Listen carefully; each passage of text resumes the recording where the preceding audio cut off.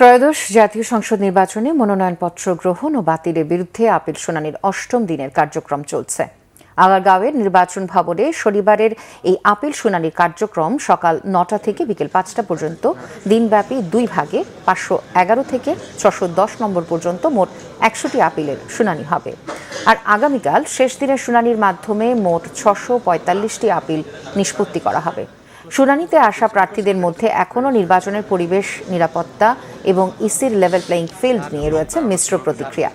একই দিনে ইসিতে এসে নির্বাচনে মিথ্যা তথ্যসহ বিভিন্ন হয়রানির অভিযোগ আনেন বাংলাদেশ খেলাফত মজলিসের আমির মৌলানা মোহাম্মদ মামুনুল হক।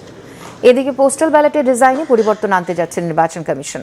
তবে বিদেশে প্রবাসী ভোটারদের জন্য পোস্টাল ব্যালট ব্যবস্থায় কোনো পরিবর্তন আনার পরিকল্পনা নেই বলে জানিয়েছেন নির্বাচন কমিশনার আব্দুর রহমান এল মাসউদ।